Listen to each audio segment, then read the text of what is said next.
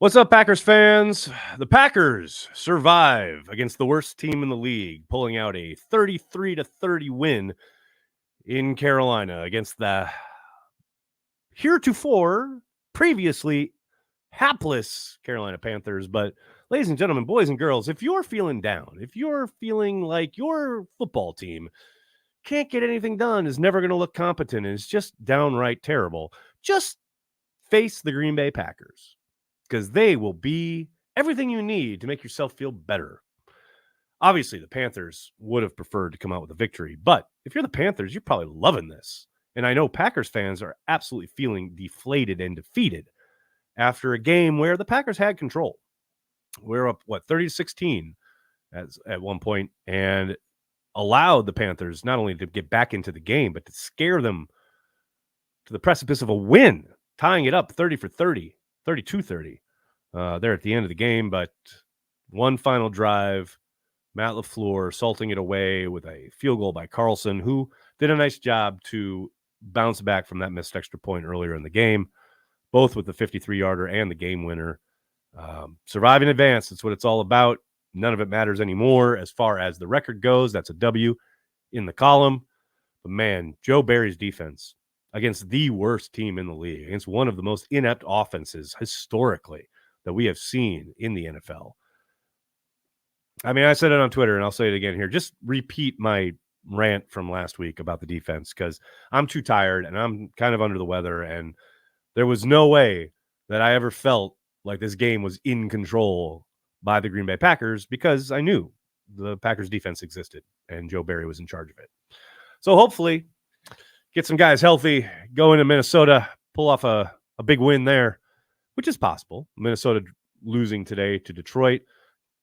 Yes, congratulations to the Detroit Lions for finally winning the division again after years of futility. But big matchup in Minnesota on Sunday Night Football on New Year's Eve. We'll be here live. Actually, I say we, I mean I. Corey won't be joining me, but I'll be live New Year's Eve for the watch party. So hopefully you guys can join me.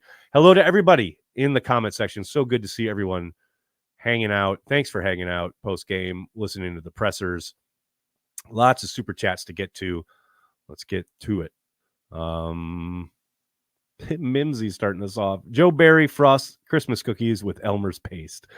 Why do I get the feeling that this whole post-game chat is just going to be everyone doing Don Rickles on Joe Barry? Which, hey, I don't fault you guys, no doubt. Abdul, how are you? Hey, Aaron, how did Stokes and Alexander look? Alexander looked rusty. Stokes looked like he has looked from the start of his second season, which is uneven. That's what I would say. Trey, how you doing, man? Nags, off topic here, but do you think McCarthy ends up in the Lambeau Field facade? Ooh. Oh. No, I do not. Lambeau Leo, what's up? Beyond excited about Jordan Love. Fire Joe Barry. Fire Joe Barry. Fire Joe Barry. A popular sentiment, Lambeau. Mimsy, how you doing, man? Is Joe Barry wasting Bo Melton's prime? Hey, shout out to Bo Melton.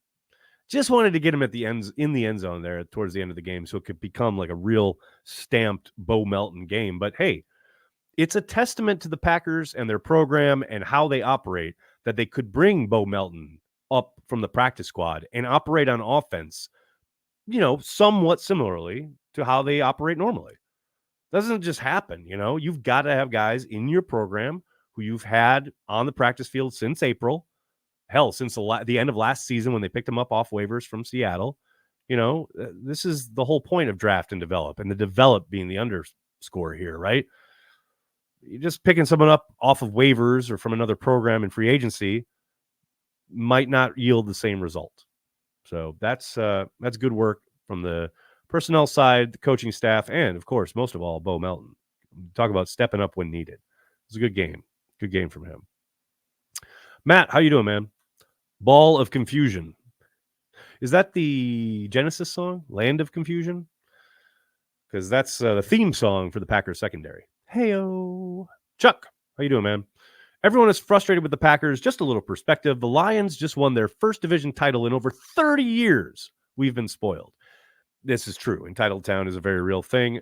I don't begrudge Packers fans for being upset and or deflated after that game, though. I mean, that is a terrible football team that they let back into the game when they had somewhat semblance of control. When you've scored 30 points, you're thinking, okay, we're winning this game. And then all of a sudden it's 30-30. I understand being a bit chuffed, as they say across the pond. But you're right. You're absolutely right as far as perspective goes. And, it does get to a point where it's just about survival and finding that way to get those final points to win the game, which the Packers did, which, let's be honest, they weren't doing earlier this year. Does anyone really think this team in October wins that game? And the fact that they scored 30, their highest total in the season, 33, sorry, got to 30 with no Watson, no Reed, no Musgrave. Wicks goes down at halftime. I mean, it's a job well done by the Packers just to put up 30 points. They're, season high on offense. That's give them a little bit of love. I know it's frustrating. Give them a little bit of love. And yeah, they scored they put up a 30 burger in week 1, but as Ken pointed out on the watch party, 7 of that is due to Quay Walker's pick 6. So it's a decent performance from the offensive side of the ball. Con Krug, what's up? If I didn't say it before, I'll say it here. Merry Christmas to all, and to all a raucous Fire Joe Barry chant. Could you imagine getting to week 18, that final game of the year in Lambeau, and the Bears march the ball up and down the field, and Lambeau erupts into a Fire Joe Barry chant? That shit'll get ugly real quick. The Bears are able to move the ball and score some points. No question about it. Mimsy. So true. Joe Barry is King Midas to mid QBs. Embarrassing. Third week in a row, they made a journeyman and or young quarterback look lights out. I mean, don't take my word for it. Bryce Young's line on the day. 23 of 35 for 312 yards, 2 touchdowns, no interceptions, and a rating of 113.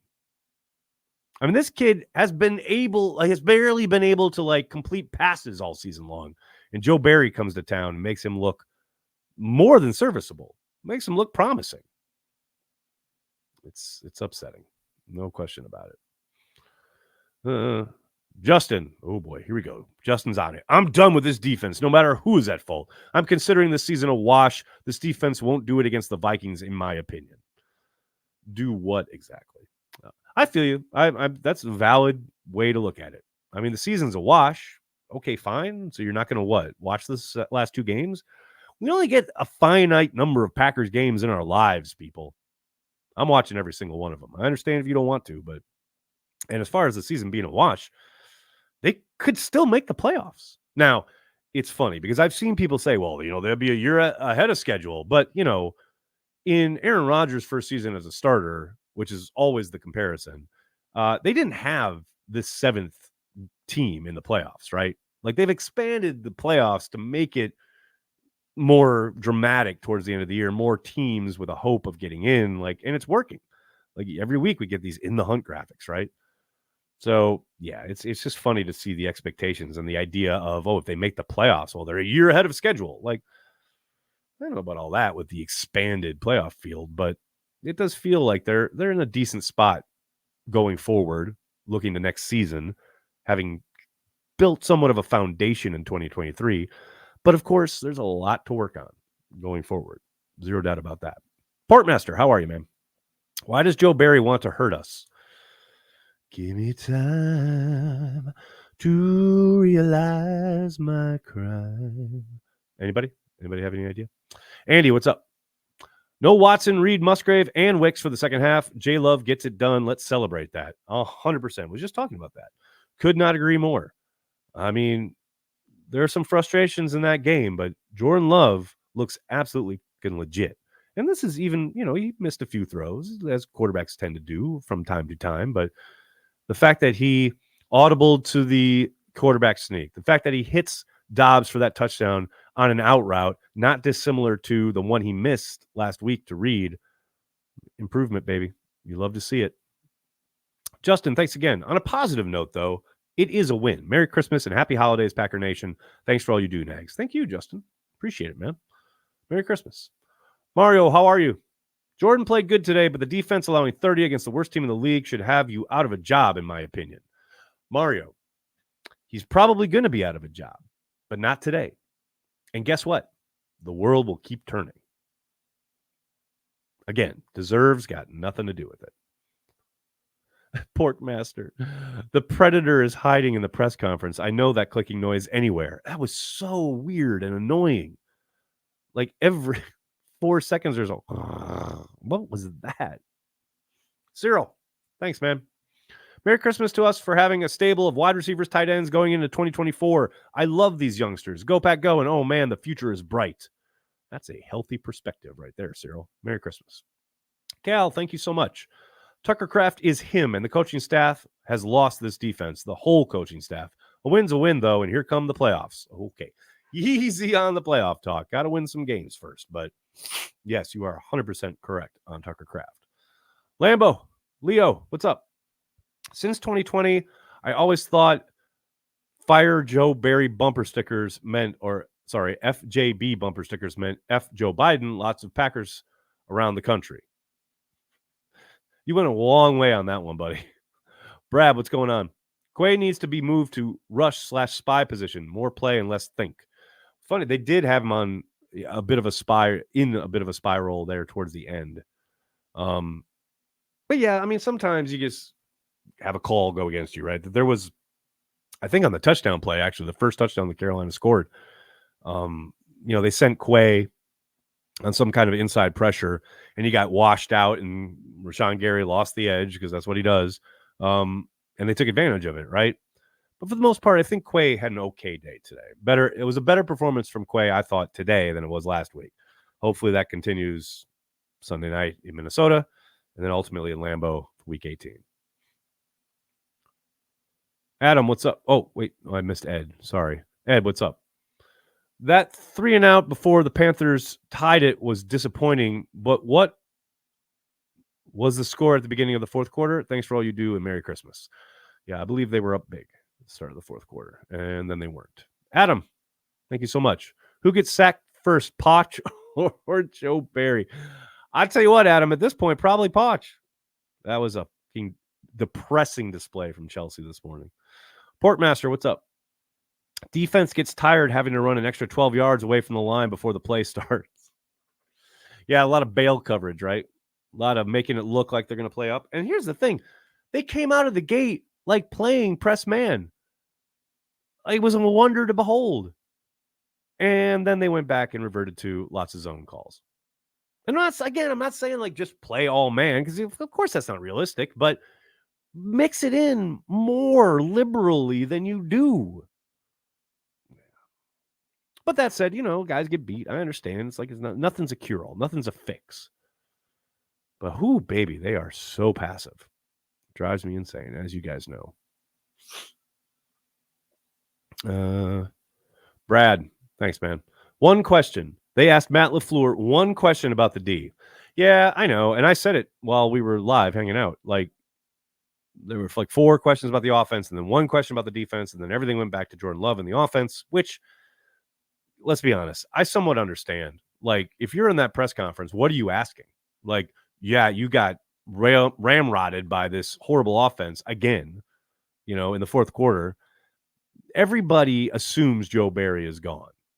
So, like, belaboring this point in the press conference situation, I understand probably doesn't serve you well. And Matt calls the offensive plays. Yes, the defense is his responsibility as the head coach. No question about it. But they're mostly going to ask offensive questions of the guy calling the offensive plays. More often than not. And in charge of the quarterback room and all of that. But yeah, it's I just think at this point, everyone's at, kind of reached a conclusion that, yeah, Joe's gone. So doesn't really make much sense to belabor the point that, yeah, you have a terrible fucking defense. Now, I'd probably ask 1 or 2 questions about defense, and Matt would bristle, and they'd be fun, but people got deadlines and shit to write, and that's where I think everyone's at with it. Sean, how are you, man? Corey's idol, Vic Ketchman, said, idol, you're spelled different idol, but Vic Ketchman said at some point of the season, coaches turn the team over to the players. Is this team just too young to do that? I have no idea what the fuck Vic is talking about with that one. Sorry. Go Pack, what's up? Nags, when you watch the tape, does it look more like coaches aren't coaching or the players just are as much to blame? Well, I don't think that's anywhere near reality. I think there's always a healthy mix of the two, right? But don't listen to me. Like, don't. When I'm watching the tape, I'm mostly looking at outcome. Like, I don't know the process, right? I don't know what the calls are. I don't know what the game plan was, any of that. Most people don't, looking on the outside. I would highly recommend, and I mean highly recommend, watching Packers Playbook every week with Dusty and John. They do an amazing job of breaking things down. They did a whole video on the defensive side of the ball coming after that Bucks game where John was asked that exact question by Dusty. And I thought John had a really good answer. So just definitely, it's always there's always levels to it, right? And there's always going to be plays where it might be one and another play where it might be the other.